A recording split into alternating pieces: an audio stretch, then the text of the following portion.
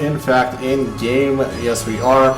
And here we go in our last semi-final of the day, getting our GLHFs out of the way. Down here at the bottom left side of the map, representing Prime, we have State. Bulldozes his way over a couple opponents to get here. See if he can get through one more turn along the way. Over here at the top right side of the map, representing Evil Geniuses, we have HKES. Xeno, of course, we'll see, does he go for quarter gas? Yep, so he's going to drop the gas, so most likely just a little bit of a Reaper opener coming out from him. State's TVP is very, very strong in any form that he really plays it.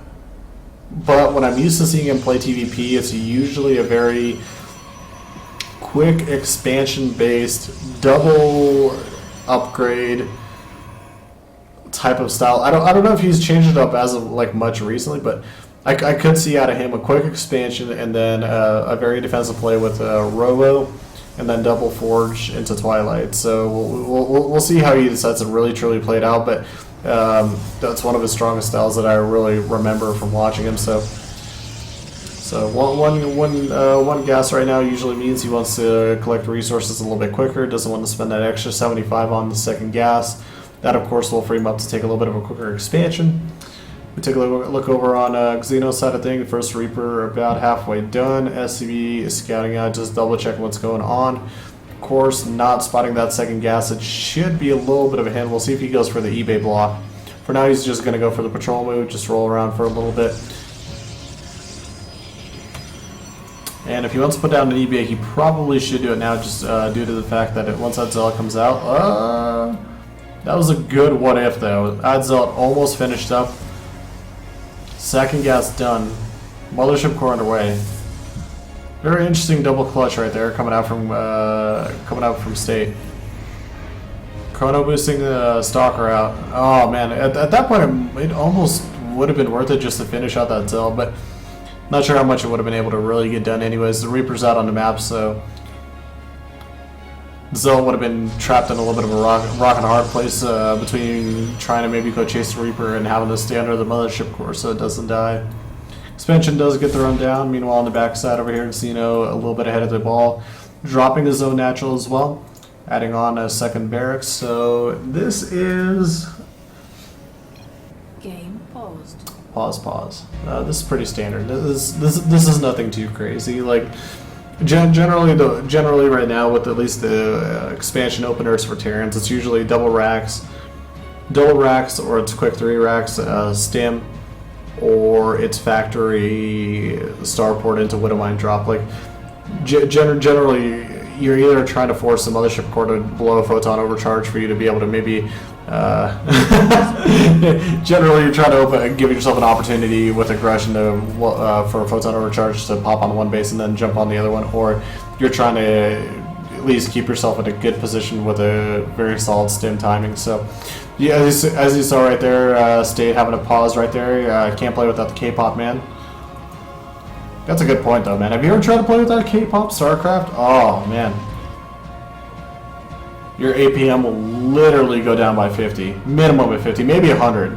I've even heard cases where your APM will just drop down to 150 as soon as K-pop stops.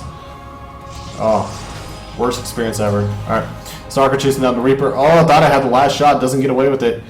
Gonna be running on home. The probe comes out of there like a boss. Puts out his little probe arm and clotheslines the Reaper to death.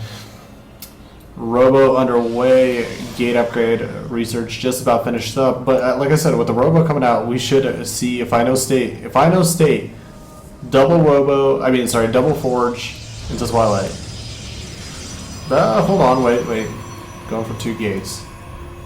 I still want to say we're going to see double forge into Twilight. We should be seeing a double forge into Twilight. State, don't treat me wrong, man. Watch, she just adds like four more gates. Like, yeah, we're going blink. I'm like, all right, dude. Not gonna question your methods. You know what you're doing.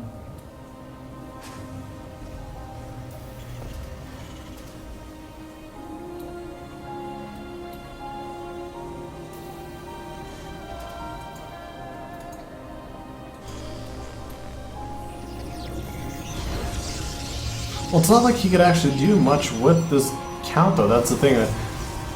Well, when I'm looking at this, like, you can't really do too much with 3 gates when you don't have blink, when you don't have really anything else. If you're gonna go for some sort of a 3 gate of esque pressure, you're gonna have to hit a lot sooner anyway. So I'm really waiting to see what the hell the follow up is gonna be coming out from State. He's got to either tech up or plan accordingly along the way. He's got quite a few resources he's available to spend. I don't think he's gonna take a quick third Nexus. No. Oh, okay. So he goes Royal Bay and Twilight. We're now going to skip out on the Forge for a little bit longer. Okay.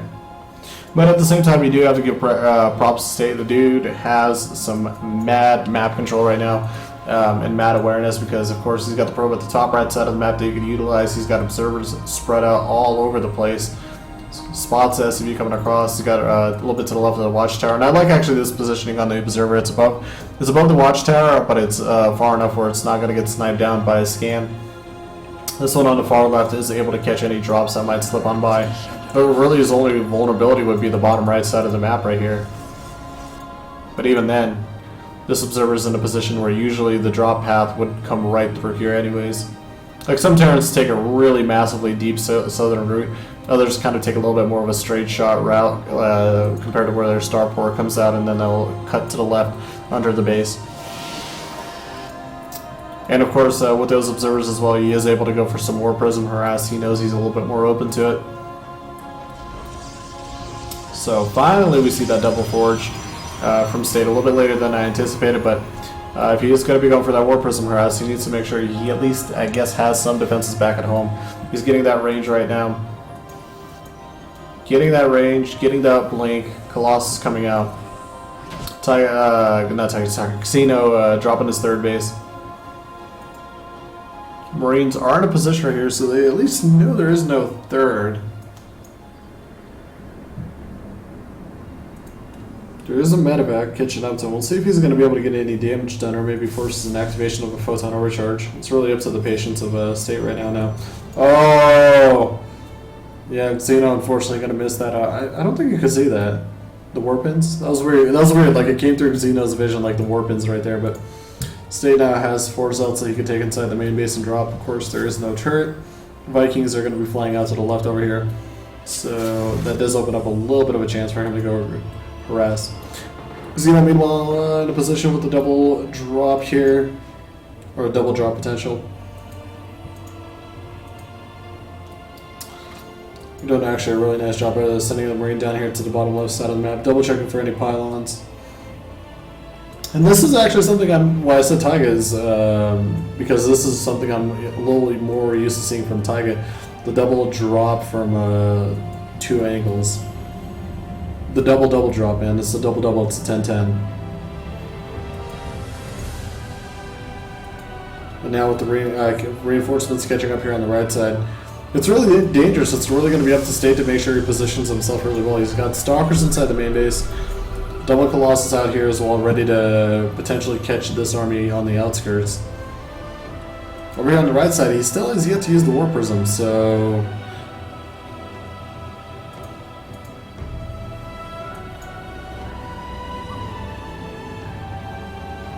There is some time. There is some time.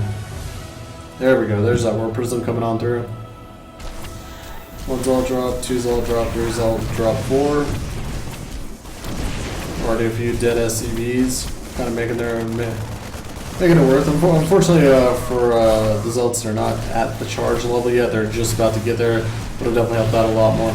Now, some of those initial Marines do go down, so some additional losses along the way. We'll lose a Marauder, or maybe even 2 or 3. Lose a couple. Meanwhile, over here, army's getting caught. Blinkstalker's actually going to snipe down a medevac. What actually happened to the second army? There it is. Second army comes and State's going to be going for the complete surround. Absolutely no evacuation plan right now for him. Goes for the medevacs for Zealots, buffer up the bio army. And look at this cleanup from State. This is actually really pretty. Am I the only one that thinks, like, did I just see it? He just cleaned up this whole army on the right side with the double drop, blinks after the medevac, gets it.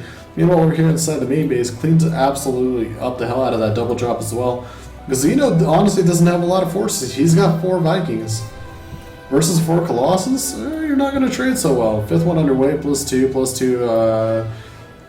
for State. 3rd base just about done. Like, the only thing that's really, I feel like maybe half the saving grace for Xeno is his, with the mules, of course, I'm speaking, bonus econ off of the 3 bases, but so will State come through right here at the 3rd base. He's going to have to react to him. Stim is forced out. Blade Stalkers are going to be just like, peace, I'm out of here, and only 1 medevac currently out on the map.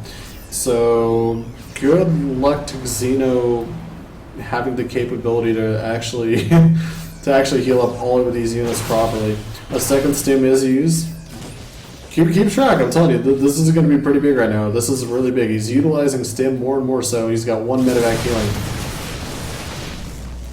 Like, unless he's able to somehow get all of these stalkers, which I don't see happen, well, you know, he would sneak some by. So remember, there is a lot of Stim getting used right now, so a lot of these units are already in the orange.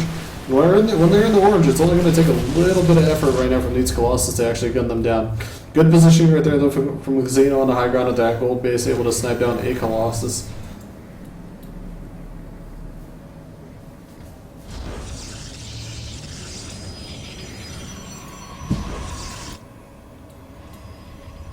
State, what a baller nerd, man. What a freaking baller nerd.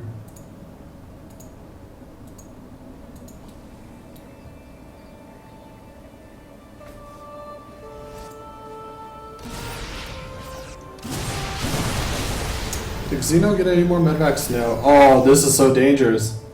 Xeno pulling the SCVs. Now, I don't know about you guys, but if I do the math right here, he's going to have to hope to dear God that there are no force fields right now out. And, well, are there any sentries at all? No, there isn't, so there's just a bunch of charge lots. Now, the charge lots might buffer enough. The bio-army, remember, is not that healthy, so once the SCVs do go down, there comes the EMPs. The Colossus do have to go forward and fight this. If they can take out a majority of this bio force, this is going to be really good for him. He's losing already a good chunk of the force. The Blink Stalker to blink it on back. Xeno slowly attempting to break through, but supply is still very much in favor of State right now. Now State, meanwhile, with the War Prism harass inside the main base, completely clearing out everything else over here. He will lose the Nexus, he will lose some workers along the way, but if he could just prepare some defenses back at home right now, he's got 1 more Colossus coming out, additional charge lot weapons. Everything over here inside his main and natural is getting hacked away as it does come back into the game, and now here comes what could be the final engagement for Xeno, dropping under 50 supply. All the bio forces get cleared out. All there are Vikings landed, and State takes game number 1. Just pretty.